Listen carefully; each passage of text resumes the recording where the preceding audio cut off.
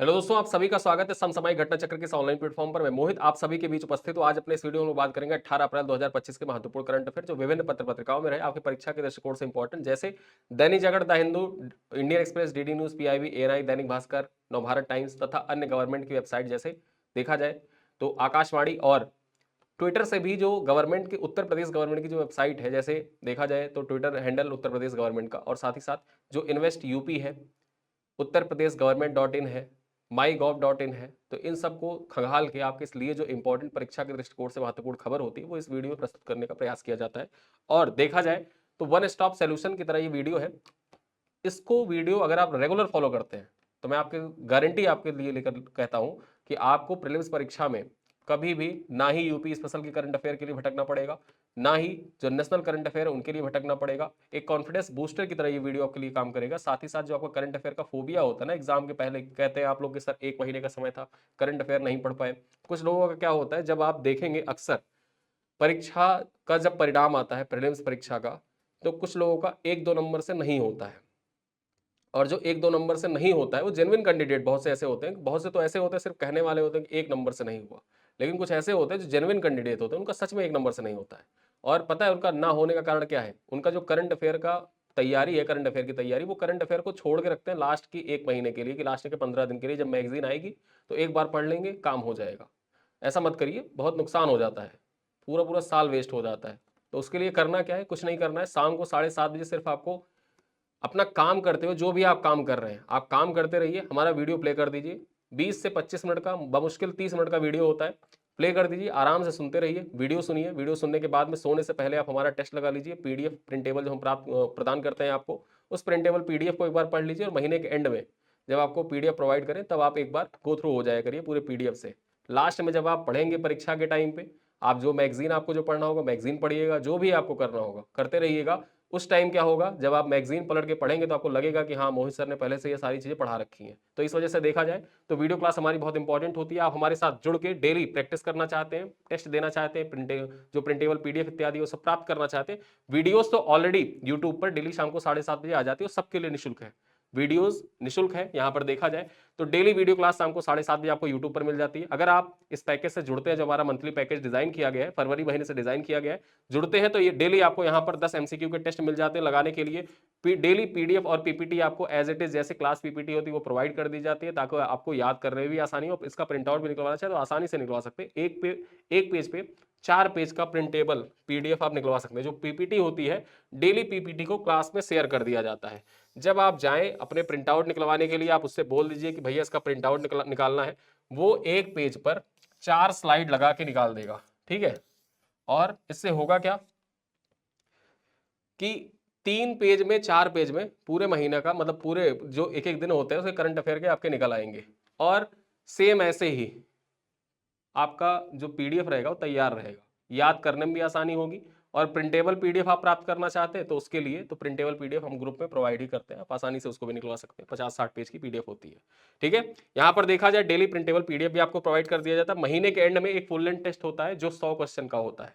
और कंप्लीट मासिक पीडीएफ भी आपको प्रोवाइड कर दी जाती है, मैगजीन टाइप की होती है, 50 से 52 पेज की होती है। एक बार आप प्रिंट आउट निकालिए और आसानी से उसको पढ़ते जाइए, क्योंकि आपने पहले से ही पूरे महीने के डेली करंट अफेयर आप पढ़े ही हैं। वही सारी खबरें वहां पे आपको कंपाइल करके दे दी जाती है। एक बार पढ़िए, याद करने की झंझट खत्म। इन सब चीजों को एक्सेस करने के लिए, डाउनलोड करने के लिए व्हाट्सएप कम्युनिटी बनी हुई है। जिन लोगों ने पैकेज ज्वाइन कर रखा है और व्हाट्सएप कम्युनिटी में नहीं जुड़े हुए हैं तो हमारे हेल्पलाइन नंबर पे कॉल करिएगा, आपको व्हाट्सएप कम्युनिटी में ऐड कर दिया जाएगा, जिससे आप जो पीडीएफ है, पीडीएफ वगैरह डाउनलोड कर सकते हैं। ठीक है, चलिए आगे हम बात करें इंपॉर्टेंट महत्वपूर्ण खबरों पर। वर्ल्ड हेरिटेज डे, ठीक है, 18 अप्रैल का जो दिन होता है इसको किस रूप में मनाया जाता है? 18 अप्रैल का दिवस जो होता है इसको वर्ल्ड हेरिटेज डे के रूप में मनाया जाता है, विश्व विरासत दिवस के रूप में मनाया जाता है। चर्चा करें, 18 अप्रैल को विश्व धरोहर दिवस या विश्व विरासत दिवस के रूप में मनाया जाता है। इस दिन को विश्व विरासत दिवस के नाम से भी जाना जाता है। ठीक है, विश्व धरोहर दिवस जो होता है इसको विश्व विरासत दिवस के रूप में भी जाना जाता है। यहां पर हम चर्चा करें, यह दिन मानव सभ्यता के ऐतिहासिक और सांस्कृतिक स्थलों के संरक्षण के लिए जागरूकता बढ़ाने के उद्देश्य से मनाया जाता है। ठीक है, यहां पर जो मानव सभ्यता के जो ऐतिहासिक तथा सांस्कृतिक धरोहर स्थल है उनके प्रति जागरूकता बढ़ाने के उद्देश्य से ही हर साल 18 अप्रैल को वर्ल्ड हेरिटेज डे मनाया जाता है। 1982 में international council on monuments and sites ने हर साल 18 अप्रैल को विश्व धरोहर दिवस मनाने का प्रस्ताव दिया था। ठीक है, इस साल देखा जाए जो थीम है, थीम क्या है?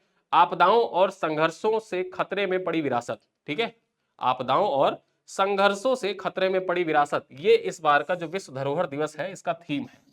ये थीम याद रखिएगा, आपके परीक्षा के दृष्टिकोण से बहुत महत्वपूर्ण है। विश्व धरोहर दिवस कब मनाया जाता है? 18 अप्रैल को मनाया जाता है। ठीक है, 18 अप्रैल को। चलिए अगली खबर पर चर्चा करें। यूपी स्पेशल के दृष्टिकोण से इंपॉर्टेंट, आपके परीक्षा के लिए महत्वपूर्ण।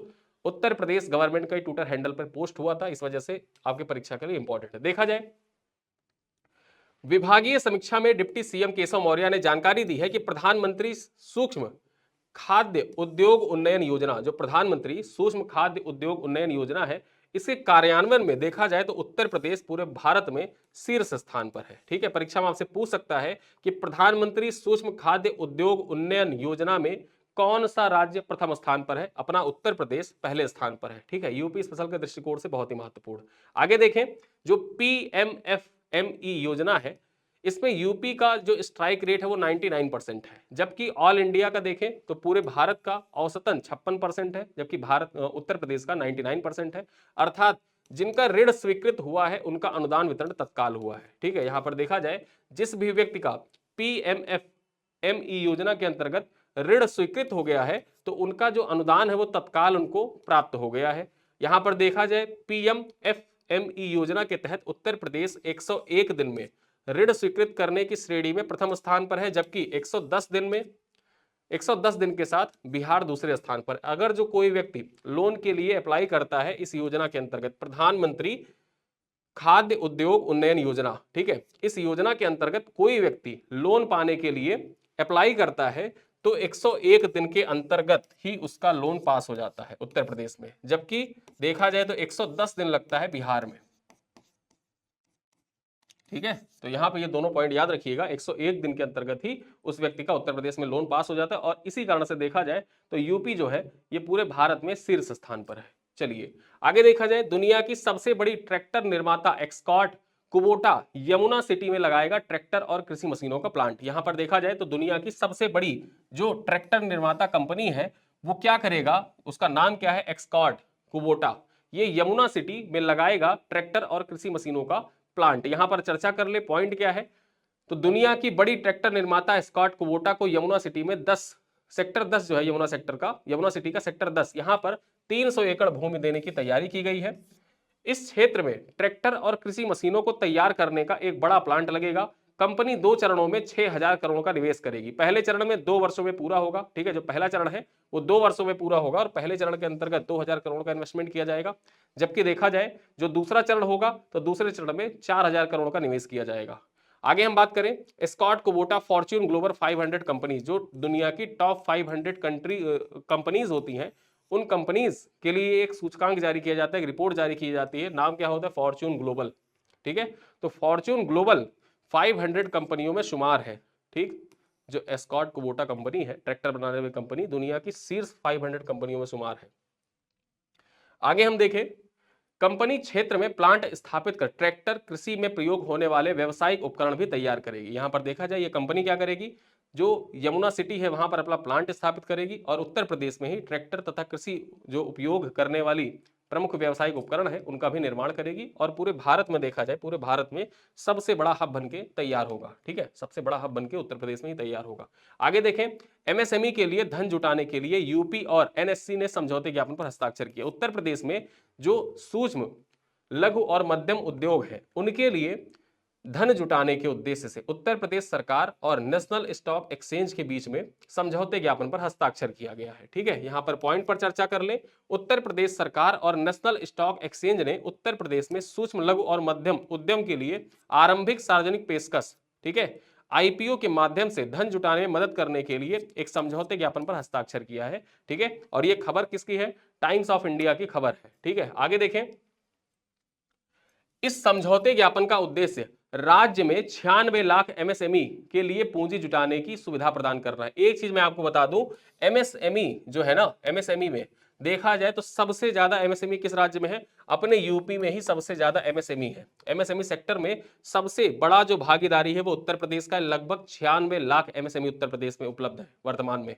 ठीक है, एनएससी इमर्ज प्लेटफॉर्म का उपयोग एमएसएमई को पूंजी बाजार से जोड़ने के लिए किया जाएगा। यहां पर देखा जाए तो नेशनल स्टॉक एक्सचेंज का जो इमर्ज प्लेटफॉर्म है, इसका उपयोग एमएसएमई को पूंजी बाजार से जोड़ने के लिए किया जाएगा। उत्तर प्रदेश सरकार एमएसएमई को स्टॉक एक्सचेंज में सूचीबद्ध कराने के लिए 5 लाख रुपए तक की वित्तीय सहायता भी प्रदान करती है। उत्तर प्रदेश सरकार के द्वारा एक पहल स्टार्ट की गई है कि जो एमएसएमई सेक्टर है, ठीक है, उसको देखा जाए तो नेशनल स्टॉक एक्सचेंज में सूचीबद्ध कराने के लिए, ठीक है, इन एमएसएमईज को 5 लाख रुपए तक का वित्तीय सहायता भी उत्तर प्रदेश सरकार के द्वारा मुहैया कराया जाता है। ठीक है, तो यहां पर ये पॉइंट याद रखिएगा कि एमएसएमई के लिए धन जुटाने के लिए उत्तर प्रदेश सरकार ने किसके साथ समझौते ज्ञापन पर हस्ताक्षर किया है?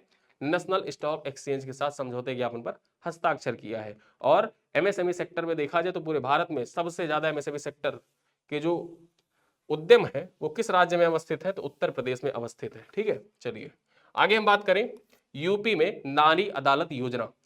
इस योजना को मैं बहुत डिटेल से आपको बताऊंगा। उत्तर प्रदेश में जो नारी अदालत योजना है, इसको आप समझ लीजिए कि ये आपके जीएस पेपर 5 के लिए महत्वपूर्ण है। ठीक है, ये आपके निबंध के लिए भी इंपॉर्टेंट है, साथ ही साथ ये आपके जीएस पेपर 1 के लिए भी इंपॉर्टेंट है। महिला सशक्तिकरण, ठीक है, महिला सशक्तिकरण से संबंधित कोई प्रश्न आपसे पूछ लिया जाए, निबंध पूछ लिया जाए, इंटरव्यू में सवाल पूछ लिया जाए, तो उन सब जगह पर आप इसका प्रयोग कर सकते हैं। इसको थोड़ा डिटेल से जानने का प्रयास करते हैं। यहां पर देखा जाए तो इस योजना की शुरुआत जो नारी अदालत योजना है, इसके बारे में परीक्षा में आ जाए, 8 नंबर में, 12 नंबर में आ जाए, मेंस में, यूपीपीसीएस का मेंस लिख रहे हैं आप, वहां पे आ जाए, तो कैसे आप लिखेंगे कि इस योजना की शुरुआत महिला एवं बाल विकास विभाग के माध्यम से की गई है। उत्तर प्रदेश सरकार ने ग्रामीण महिलाओं को सशक्त और आत्मनिर्भर बनाने की दिशा में एक अहम कदम उठाया है। इसके तहत नारी अदालत योजना के जरिए अब गांव की महिलाएं न केवल अपने अधिकारों को समझ रही हैं, बल्कि घरेलू और सामाजिक विवादों के समाधान भी निकाल रही हैं। मतलब जो घरेलू और सामाजिक विवाद होते हैं ग्रामीण स्तर पर, उनका समाधान निकालने का कार्य कर रही हैं जो नारी अदालत योजना है। ठीक है, और यहां पर यूपी में नारी अदालत योजना धीरे धीरे ग्रो कर रही है। यूपी में नारी अदालत योजना ने पकड़ी रफ्तार, ग्रामीण महिलाएं बन रही हैं इसके माध्यम से आत्मनिर्भर। और ये किसकी खबर है? ये डीडी न्यूज की खबर है। ये डीडी न्यूज का इनपुट है। अब डीडी न्यूज के इनपुट के आधार पर ही यहाँ पे महत्वपूर्ण बातें की जा रही हैं। इसके तहत क्या हो रहा है कि हर गांव में 7 से लेकर 11 महिलाएं की एक टीम बनाकर अदालत चलाई जाती है। ठीक है, 7 से लेकर 11 महिलाओं की एक टीम बनाई जाती है। जैसे पंचायत होती थी, पहले पंचायत होती थी, पंच बैठते थे, फैसला करते थे, उसी प्रकार से जो अब घरेलू विवाद होते हैं उनके समाधान के लिए देखा जाए तो ग्रामीण स्तर पर 7 से लेकर 11 महिलाओं की एक टीम बनाई जाती है।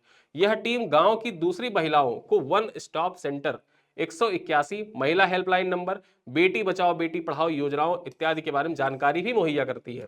ठीक है, जानकारी भी प्रदान करती हैं। इससे महिलाएं न केवल जानकारी पाती हैं बल्कि सरकारी व्यवस्था से सीधे जुड़कर आत्मविश्वास भी महसूस करती हैं। ठीक है, आगे देखें, जो ये योजना है नारी जो योजना है ना, नारी अदालत योजना, अब ये नारी अदालत योजना पायलट प्रोजेक्ट के रूप में देखा जाए तो 8 जिलों में फिलहाल चलाई जा रही है। वो 8 जिले कौन कौन से हैं देखा जाए तो बहराइच, बलरामपुर, चंदौली, चित्रकूट, फतेहपुर, श्रावस्ती, सिद्धार्थनगर और सोनभद्र। ये 8 जो जिले हैं, ये 8 आकांक्षी जिले हैं।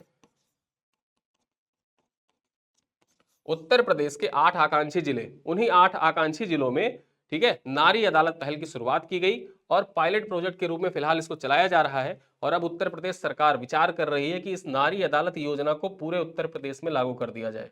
ठीक है, तो राज्य इन 8 जिलों से मिले फीडबैक के आधार पर इसे राज्य के सभी 75 जिलों में लागू करने की योजना भी बना रही है। तो यहाँ पर नारी अदालत योजना से संबंधित जो सवाल है आपके परीक्षा में आ जाए तो आप इसको लिख दीजिएगा।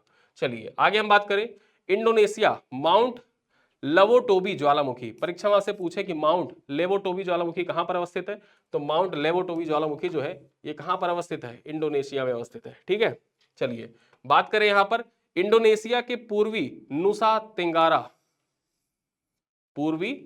तेंगारा प्रांत में स्थित माउंट लेवोटोबी ज्वालामुखी में 16 अप्रैल को जोरदार विस्फोट हुआ है। इस विस्फोट के बाद आसमान में लगभग 3500 मीटर ऊंचाई तक राख फैल गई है। घरे भूरे रंग के बादलों ने पूरे इलाके को ढक लिया है। गौरतलब है कि माउंट लेवोटोबी इंडोनेशिया में 127 सक्रिय ज्वालामुखी में से एक है और इसकी ऊंचाई कितनी है, तो इसकी ऊंचाई 1584 किलोमीटर है।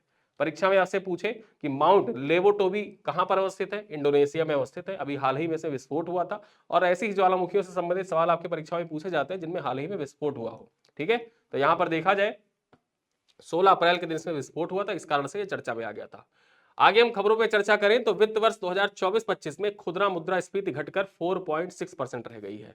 ठीक है, जो खुदरा मुद्रास्फीति थी वो घट गई है और कितना रह गई है, 4.6% रह गई है। पहले कितना था, 2023-24 में ये 5.4% था। उसके पहले देखें खुदरा मुद्रास्फीति, यहां पर देखें 2022-23 में 6.7% था, फिर उसके बाद घटा 5.4% हो गया 2022-23 में, और 2024-25 में कितना हो गया, 4.6% हो गया। ठीक है, पीआईबी का डाटा है, पीआईबी का इनपुट है, यहां पर हम चर्चा कर लें। वित्त वर्ष 2024-25 में खुदरा मुद्रास्फीति दर घटकर 4.6% रह गई है। वह वर्ष 2018 के बाद सबसे कम है। 2018 में सबसे कम मुद्रास्फीति दर थी, उसके बाद देखा जाए 2018 के बाद से अब तक सबसे कम खुदरा मुद्रास्फीति दर इस बार रही है 2024-25 में। वित्त मंत्रालय ने कहा है कि उपभोक्ता मूल्य सूचकांक के आधार पर मापी गई मुद्रास्फीति मार्च 2025 में घटकर 3.34% रह गई। जो उपभोक्ता मूल्य सूचकांक पर मापी गई मुद्रास्फीति, उसके आधार पर देखा जाए तो मार्च 2025 में यह घटकर कितना हो गया, 3.34% हो गया। यह फरवरी 2025 के मुकाबले 27 आधार अंक कम है। अगस्त 2019 के बाद सबसे कम मासिक मुद्रास्फीति दर रही। ठीक है, यानी कि 3.34 जो मार्च 2025 में था, यानी कि अगस्त 2019 के बाद मार्च 2025 में देखा जाए तो सबसे कम उपभोक्ता मूल्य सूचकांक पर मुद्रास्फीति को मापा गया। ठीक है, जो फरवरी 2025 के मुकाबले 27 आधार अंक कम था मार्च 2025 में। चलिए आगे देखें। फॉक्सकॉन उत्तर प्रदेश के ग्रेटर नोएडा में लगाएगा अपना पहला नॉर्थ इंडिया का प्लांट। ठीक है, जो फॉक्सकॉन कंपनी है, फॉक्सकॉन कंपनी क्या करेगी, यहां पर देखा जाए तो ग्रेटर नोएडा में अपना पहला नॉर्थ इंडिया का प्लांट स्थापित करने जा रहा है। ठीक है, चर्चा कर लें। दुनिया की प्रमुख टेक्नोलॉजी सप्लायर कंपनी फॉक्सकॉन अब उत्तर प्रदेश में अपना पहला नॉर्थ इंडिया प्लांट स्थापित करने की दिशा में अग्रसर है। ग्रेटर नोएडा के यमुना एक्सप्रेसवे के पास लगभग 300 एकड़ भूमि के प्रस्तावित इस अत्याधुनिक प्लांट भविष्य में फॉक्सकॉन के सबसे बड़े वैश्विक केंद्रों में से शामिल हो सकता है। ठीक है, यानी देखा जाए तो फॉक्सकॉन का पूरी दुनिया में सबसे बड़ा जो अत्याधुनिक केंद्र होगा वो कहां पर स्थापित होगा, वो भविष्य में जब बनकर तैयार हो जाएगा तो देखा जाए फॉक्सकॉन का सबसे बड़ा वैश्विक केंद्र उत्तर प्रदेश के ग्रेटर नोएडा में ही बनेगा। ठीक है, और फॉक्सकॉन क्या है, बेसिकली टेक्नोलॉजी सप्लायर कंपनी है, दुनिया की सबसे प्रमुख फॉक्सकॉन टेक्नोलॉजी सप्लायर कंपनी है। इस पहल से उत्तर भारत में इलेक्ट्रॉनिक्स मैन्युफैक्चरिंग की दिशा में एक नई जुगत जगेगी और इलेक्ट्रॉनिक मैन्युफैक्चरिंग जो होती है इसको एक नई दिशा भी मिलेगी। फॉक्सकॉन और राज्य सरकार के बीच संवाद से उत्तर प्रदेश में निवेश, उद्योग और रोजगार के नए अवसरों के द्वार खुलने की भी संभावना है। तो वैश्विक कंपनियां जो है उत्तर प्रदेश में इन्वेस्टमेंट कर रही हैं और इन्वेस्टमेंट करने के साथ साथ अपने प्लांट भी स्थापित कर रही हैं। ग्रेटर नोएडा के आज देखा जाए तो 50 साल भी पूरे हो गए ग्रेटर नोएडा जब बना था। ठीक है, ग्रेटर नोएडा की स्थापना के 50 साल पूरे हो चुके हैं और उस दृष्टिकोण से देखा जाए तो ग्रेटर नोएडा में बहुत सी जो विभिन्न विदेशी कंपनियां हैं वो पूरे भारत में ग्रेटर नोएडा को एक बेस्ट प्लेस के तौर पर देख रही हैं, इन्वेस्टमेंट भी कर रही हैं और इससे क्या हो रहा है कि उत्तर प्रदेश के जो ग्रोथ इंजन है उसमें मजबूती भी मिल रही है और $1 ट्रिलियन की जो इकोनॉमी बनाने का हमारा लक्ष्य है उस दिशा में धीरे धीरे उत्तर प्रदेश आगे भी बढ़ रहा है। आगे देखें, बैंक ऑफ महाराष्ट्र ने ट्रेन में लगाया भारत का पहला एटीएम। ठीक है, ट्रेन के अंदर भारत का पहला एटीएम लग के तैयार हुआ है। चर्चा करें क्या पॉइंट है यहां पर, ये खबर कहां से ली गई है, ये डीडी न्यूज का इनपुट है। ठीक, डीडी न्यूज का इनपुट है। आप क्लास देखते हैं, क्लास देखने के बाद आपको लग जाता है मैं हर इनपुट कहां कहां से लिया गया मैं सोर्स भी आपको बता सकता हूं। कोई भी खबर इधर उधर से कहीं से नहीं उठा ली जाती। जो ऑथेंटिक आपको लगता है, डीडी न्यूज है, एएनआई है, पीआईबी है, गवर्नमेंट की वेबसाइट है, उन्हीं सबसे उठा के खबरों के आपके समझ रखा जाता है। क्यों, जो भी ऐसी खबर गवर्नमेंट वेबसाइट पे गवर्नमेंट सोर्स से है वहां से आप उठा के उसको आप कोट करेंगे, परीक्षाओं में सवाल वहीं से बन रहे हैं। आप एज अ सोर्स भी इसको लगा सकते हैं। भविष्य में कभी ऐसा सवाल पूछा गया और कुछ गलती वहां पर परीक्षा में आयोग ने करी तो आप सोर्स की तरह प्रस्तुत भी कर दिए कि सर देखिए डीडी न्यूज की ये खबर है, आकाशवाणी की ये खबर है, उत्तर प्रदेश गवर्नमेंट की वेबसाइट पे ये पोस्ट किया गया था। ये सारी चीजें आप कर सकते हैं, इसी वजह से इस चीज का खास ध्यान रखा जाता है क्लास में। सार्वजनिक क्षेत्र के bank, bank of Maharashtra Bharat की ट्रेन में ऑटोमेटेड ट्रेलर मशीन लगाने वाला पहला बैंक बन गया है। एटीएम को मुंबई मानमड पंचवटी एक्सप्रेस में लगाया गया है। जो एटीएम लगाया गया है ये बेसिकली पंचवटी एक्सप्रेस में लगाया गया है, ठीक है। जो पंचवटी एक्सप्रेस है उसी में इस एटीएम को लगाया गया है। यह पहली बार है जब भारतीय रेलवे की किसी ट्रेन में एटीएम को लगाया गया है। पहली बार है कि भारतीय रेलवे की किसी ट्रेन में एक एटीएम को लगाया गया है और आप चलती एटीएम से ही पैसा निकाल सकते हैं। यहां पर देखिए एक व्यक्ति है, बैंक जो ट्रेन है, ट्रेन के अंदर एटीएम लगा हुआ है और वहीं से वो पैसा निकाल रहा है, ठीक है। अब एटीएम के बारे में कुछ चीजें जान लेते हैं। भारत में एटीएम के बारे में कुछ चीजों चर्चा कर लेते हैं, परीक्षा के लिए भी आपके इंपॉर्टेंट है। यहां पर देखें तो ग्रेट ब्रिटेन के जॉन शेफर्ड बैरन को एटीएम का आविष्कार करने का श्रेय दिया जाता है, ठीक है। एटीएम का आविष्कार किसने किया था? जॉन शेफर्ड बैरन ने किया था। इन्हीं को एटीएम के आविष्कार करने का श्रेय दिया जाता है। 1967 में ब्रिटिश बैंक बार्कलेज ने विश्व का पहला एटीएम लंदन में स्थापित किया था। जो बार्कलेज है, बार्कलेज के द्वारा ही विश्व का पहला एटीएम लंदन में स्थापित किया गया था, ठीक है। कब स्थापित किया गया था? 1967 में स्थापित किया गया था। आगे देखें, एक अन्य ब्रिटिश बैंक एचएसबीसी ने 27 जून 1987 को, ठीक है, जो ब्रिटिश बैंक था एचएसबीसी, इसके द्वारा ही मुंबई में भारत का पहला एटीएम स्थापित किया गया था। भारत का पहला एटीएम कहां स्थापित हुआ? मुंबई में। कब स्थापित हुआ? 27 जून 1987 को। किसके द्वारा स्थापित किया गया? एचएसबीसी के द्वारा स्थापित किया गया, जो ब्रिटिश बैंक था। 2004 में एसबीआई ने केरल के कोच्चि में एर्नाकुलम से वाइपेन तक जाने वाली एक नौका पर भारत का पहला तैरता हुआ एटीएम स्थापित किया था। भारत का पहला तैरता हुआ एटीएम कहां पे स्थापित किया गया? एर्नाकुलम से वाइपेन तक जाने वाली, ठीक है, एक नौका थी, उसी नौका पर एसबीआई के द्वारा 2004 में तैरता हुआ एटीएम स्थापित किया गया, ठीक है। आगे देखें, 2004 में एसबीआई के द्वारा वही सेम चीज रिपीट हो गई। आगे देखें, भारत का सबसे ऊंचा एटीएम, ठीक है, जो 13,200 फीट की ऊंचाई पर स्थित है, निजी क्षेत्र के बैंक एक्सिस बैंक, जो एक्सिस बैंक है उसके द्वारा सिक्किम के नहुतला में स्थापित किया गया, ठीक है। अगर जो परीक्षा में पूछ ले कि भारत का सबसे ऊंचाई पर स्थित एटीएम किसके द्वारा स्थापित किया गया? एक्सिस बैंक के द्वारा स्थापित किया गया। कितनी ऊंचाई पर स्थापित किया गया? 13,200 फीट की ऊंचाई पर स्थापित किया गया। कहां पर स्थापित किया गया? सिक्किम में स्थापित किया गया। सिक्किम में कहां पर स्थापित किया गया? नहुतला में स्थापित किया गया, ठीक है, समझ गए। आगे देखें, भारत का पहला यूपीआई सक्षम एटीएम जापान की हितैची लिमिटेड की सहायक कंपनी हितैची पेमेंट सर्विसेज द्वारा शुरू की गई थी। जो यूपीआई सक्षम एटीएम है भारत में, किसके द्वारा शुरू की गई? जापान की हितैची लिमिटेड की एक सहायक कंपनी है हितैची पेमेंट्स सर्विसेज। हितैची की आप लोग एटीएम भी देखते होंगे। तो भारत में सबसे पहला जो यूपीआई सपोर्टेड एटीएम था इसी के द्वारा स्टार्ट किया गया, हितैची के द्वारा, ठीक है। हितैची कहाँ की कंपनी है? हितैची लिमिटेड जापान की कंपनी है। जैसा कि आप सब जानते हैं यूपीआई का इस्तेमाल कैसे, क्यूआर कोड होता है, आप गए, स्कैन किया, कोड डाला, निकाल लिए। बेसिकली नेट बैंकिंग, एटीएम की जरूरत नहीं है, एटीएम कार्ड की जरूरत नहीं है। एटीएम की तो जरूरत है ही, एटीएम कार्ड की जरूरत नहीं है। आप पहुंचे, आपने अपने जो नेट बैंकिंग है कोड डाला, सिस्टम में कोड डाला, एटीएम में पैसे आपके निकलना स्टार्ट हो गए। चलिए आगे देखें, अगली खबर क्या है और अंतिम खबर क्या है। केंद्र राज्य संबंधों पर समीक्षा करने के लिए तमिलनाडु द्वारा कुरियन जोसेफ समिति का गठन किया गया। परीक्षा में आपसे यह नाम समिति का पूछ सकता है, बहुत इंपॉर्टेंट है। इंपॉर्टेंट कमेटीज से अक्सर आपके सवाल पूछे जाते हैं परीक्षाओं में। और यहां पर देखा जाए तो कुरियन जोसेफ समिति किससे संबंधित थी? परीक्षा में भविष्य में, आज, कल, परसों, 1 साल बाद, 2 साल बाद, 10 साल बाद परीक्षाएं होंगी, जब भी केंद्र राज्य संबंध की बात आएगी तो कुरियन जोसेफ समिति आपके परीक्षा के दृष्टिकोण से 10 साल बाद तक इंपॉर्टेंट रहेगा। इस वजह से देखा जाए तो आज की क्लास में सबसे महत्वपूर्ण जो टॉपिक हो सकता है वो यही है। केंद्र राज्य संबंधों पर समीक्षा के लिए तमिलनाडु सरकार के द्वारा कुरियन जोसेफ कमेटी का गठन किया गया है। पॉइंट क्या है? तमिलनाडु सरकार ने केंद्र राज्य संबंधों की समीक्षा के लिए उच्चतम न्यायालय के पूर्व न्यायाधीश न्यायमूर्ति कुरियन जोसेफ की अध्यक्षता में 3 सदस्यीय समिति का गठन किया है, ठीक है। एक कमेटी बनाई है केंद्र राज्य संबंधों की समीक्षा करने के लिए, जो केंद्र की और तमिलनाडु राज्य के बीच में जो विवाद चल रहे हैं उनकी समीक्षा करेगा। और यहां पर देखा जाए 3 सदस्यीय कमेटी है जिसके अध्यक्ष कौन है? कुरियन जोसेफ है।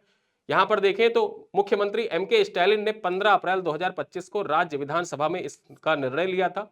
समिति में पूर्व आईएएस अधिकारी अशोक वर्धन सेट्टी भी सम्मिलित है। और इसके साथ ही साथ तमिलनाडु राज्य योजना आयोग के पूर्व उपाध्यक्ष, नाम क्या है? एम नागनाथन, एम नागनाथन जो है ये तमिलनाडु राज्य योजना आयोग जो था उसके पूर्व उपाध्यक्ष हैं। अब जो राज्य योजना आयोग होता है उसके अध्यक्ष कौन होते हैं? राज्य के मुख्यमंत्री होते हैं योजना आयोग के अध्यक्ष। उसी तरह जैसे केंद्र का योजना आयोग है तो केंद्र का योजना आयोग जब होता था उस टाइम पे तो प्रधानमंत्री अध्यक्ष होते थे और उपाध्यक्ष कोई अन्य व्यक्ति होता था। उसी प्रकार से यहाँ पर जो पूर्व उपाध्यक्ष है राज्य योजना आयोग के, नाम क्या था? एम नागनाथन, ये भी इस कमेटी में शामिल किए गए। तो 3 लोग कौन हो गए?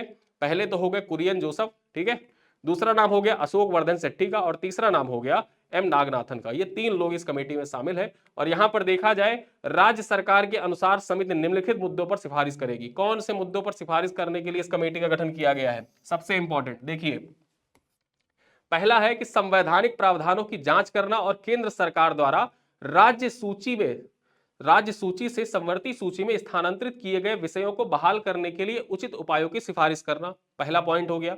दूसरी बात क्या है, किस चीज पर सिफारिश करेगी यह कमेटी? बदलते हुए सामाजिक, राजनैतिक और आर्थिक विकास के संदर्भ में केंद्र राज्य संबंधों पर राजमन्नार समिति, सरकारिया आयोग और पुंछी आयोग की सिफारिशों पर विचार करना। यानी कि पूर्व में जो केंद्र राज्य संबंधों से संबंधित प्रमुख समितियां थी उनके द्वारा जो सिफारिशें दी गई उन सिफारिशों पर विचार भी किया जाएगा। कौन कौन सी कमेटियां थी? राजमन्नार समिति, सरकारिया समिति और पुंछी आयोग। ये तीनों आयोग जो है ये केंद्र राज्य संबंध से संबंधित है। और इसी वजह से मैंने कहा कि जो कुरियन जोसेफ समिति है ये आपकी परीक्षा के दृष्टिकोण से बहुत ही महत्वपूर्ण हो रही है। आगे हम चर्चा करें। तीसरा पॉइंट क्या है कि राज्यों को अधिकतम स्वायत्तता सुनिश्चित करने के लिए सुधार का सुझाव देना। यानी राज्य में किस प्रकार से अधिकतम स्वायत्तता राज्यों को प्रदान की जा सकती है इसके लिए भी सुझाव देना इस कमेटी का मुख्य कार्य होगा। ठीक है, अब यहां पर देखा जाए समिति द्वारा जनवरी 2026 तक अपनी अंतरिम रिपोर्ट तथा 2 वर्षों के भीतर अपनी अंतिम रिपोर्ट प्रस्तुत करने की उम्मीद है। यहां पर बताया गया है कि ये जो कमेटी गठित की गई है ये कमेटी केंद्र राज्य संबंधों पर जो कमेटी बनाई है तमिलनाडु सरकार के द्वारा, यहां पर देखा जाए तो ये कमेटी जनवरी 2026 तक अपनी अंतरिम रिपोर्ट देगी। ठीक है, अपनी जो अंतरिम रिपोर्ट होती है, एंटरिम रिपोर्ट, प्रोविजनल रिपोर्ट की तरह मानिए, ये प्रथम दृष्टया रिपोर्ट जो होगा 2026 तक दे देगी और अपनी अंतिम रिपोर्ट जो होगा वो 2 वर्षों के भीतर ये सबमिट कर देगी। ठीक है, तो ये बात कही गई है यहाँ पर। और ये कमेटी आपके परीक्षा के दृष्टिकोण से मोस्ट इंपॉर्टेंट है। आज जितने भी टॉपिक मैंने पढ़ाए उन सब में सबसे ज्यादा इंपॉर्टेंट यही है। और इसके बाद देखें तो जो ट्रेन के अंदर एटीएम लगा है उस एक्सप्रेस का नाम जरूर याद रखिएगा, पंचवटी एक्सप्रेस। ठीक है, चलिए प्रश्नों पर चर्चा करें। यहाँ पर कुछ प्रश्न मैं आपसे पूछूंगा जिनका उत्तर आपको कमेंट बॉक्स में देना है। वर्ष 2025 में विश्व धरोहर दिवस का थीम क्या था? थीम से अक्सर आपकी परीक्षाओं में सवाल पूछा जाता है। क्या थीम है बताइएगा। 4 ऑप्शन दिए हुए हैं, चारों ऑप्शन में कौन सा ऑप्शन सही है? ठीक है, चलिए क्वेश्चन नंबर 2 क्या है कि निम्नलिखित तत्वों पर विचार करना है। एस्कॉट कुबोटा यमुना सिटी में एक बड़ा प्लांट स्थापित कर रहा है। यह प्लांट खाद्य प्रसंस्करण उद्योग को बढ़ावा देगा। ठीक है, किसको बढ़ावा देगा?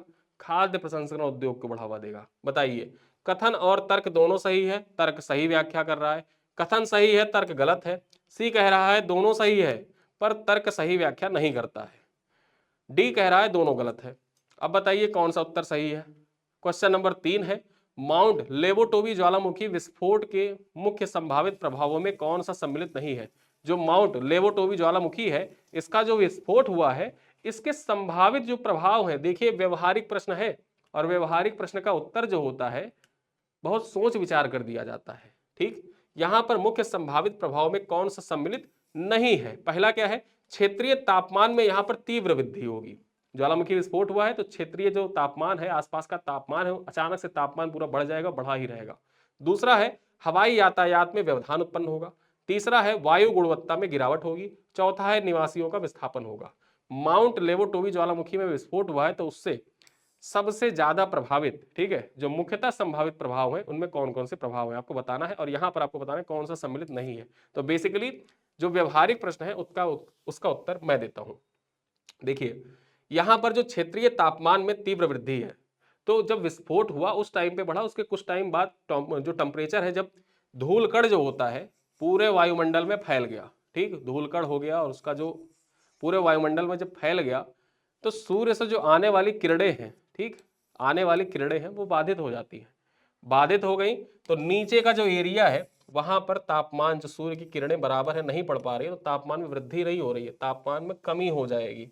जिस टाइम विस्फोट हुआ, विस्फोट होने के टाइम पर तो वृद्धि हुई लेकिन लंबे टाइम पीरियड तक वो वृद्धि मतलब तापमान में वृद्धि नहीं रहेगी। ठीक है, मौसम थोड़ा नीचे का ठंडा हो जाएगा। ठीक, उसी प्रकार से देखें, जब ऊपर पूरा धूल कण जम जाएगा, वायुमंडल में फैल जाएगा, 3000 मीटर तक विस्फोट हुआ, 3000 मीटर तक हवा में धूल कण इसके बिखर गए, तो वहां पर क्या हुआ कि वायु यातायात, जो हवाई जहाज के यातायात है, उनके लिए इंडोनेशिया सरकार के द्वारा ऑरेंज अलर्ट जारी कर दिया गया। ठीक है, अब ऑरेंज अलर्ट जारी किया गया तो जाहिर सी बात है, रेड अलर्ट ऑरेंज अलर्ट जारी किया गया है, इसका मतलब यही है कि हवाई यातायात में व्यवधान उत्पन्न हो सकता है। वायु गुणवत्ता जो होती है, इसमें गिरावट हो सकती है, बिल्कुल सही है, वायु गुणवत्ता में गिरावट होगी। निवासियों का विस्थापन, जो आसपास के निवासी हैं, उनका विस्थापन भी होगा। तो यहां पर एप्रोप्रिएट यानी कि सबसे जो सटीक उत्तर हो सकता है, वही हमारा उत्तर हो सकता है ऑप्शन ए, क्षेत्रीय तापमान में तीव्र वृद्धि। ठीक है, ये उत्तर हमारा संभावित जो प्रभाव है उनमें सम्मिलित नहीं है, बाकी तीनों सम्मिलित है। क्वेश्चन नंबर 4 क्या है, उत्तर प्रदेश में फॉक्सकॉन का प्लांट स्थापित होने से किस क्षेत्र को सबसे अधिक लाभ होगा? जो फॉक्सकॉन का प्लांट है वो स्थापित हो जाएगा तो सबसे ज्यादा किसको लाभ होगा? जैविक कृषि में लाभ होगा, इलेक्ट्रॉनिक्स मैन्युफैक्चरिंग में लाभ होगा, ऑटोमोबाइल इंडस्ट्री में लाभ होगा, या पर्यटन का विकास होगा? बताइए चारों में कौन सा उत्तर सही है। क्वेश्चन नंबर 5 है, भारत में ट्रेन में एटीएम स्थापित करने वाला पहला बैंक कौन सा है? ट्रेन के अंदर एटीएम स्थापित करने वाला पहला बैंक कौन सा है? एसबीआई, आईसीआईसीआई बैंक, या एक्सिस बैंक, या बैंक ऑफ महाराष्ट्र? तो यहां पर आज मैंने आपसे 5 प्रश्न पूछे, इन पांचों प्रश्नों का उत्तर आप कमेंट बॉक्स में दीजिएगा। 5 में से 1 का उत्तर तो मैंने आपको दे ही दिया है, और ऐसे ही व्यवहारिक प्रश्न आपके करंट अफेयर से रिलेट करके परीक्षाओं में पूछे जा सकते हैं। जरूरी नहीं है कि डाटा फैक्ट्स ही पूछा जाए, हमेशा परीक्षाओं में जो करंट अफेयर के सवाल आए वो डाटा फैक्ट्स ही पूछे जाए। डाटा फैक्ट्स के लिए तो आप ऑनलाइन एमसीक्यू प्रैक्टिस कर ही रहे हैं। मैं जो प्रश्न यहाँ पर पूछ रहा हूँ, इनमें व्यवहारिक प्रश्नों को अब ज्यादा समाहित करने का डेली प्रयास किया जाएगा। कुछ व्यवहारिक प्रश्न होंगे, कुछ फैक्चुअल प्रश्न होंगे, जिनका उत्तर आपको कमेंट बॉक्स में देना होगा।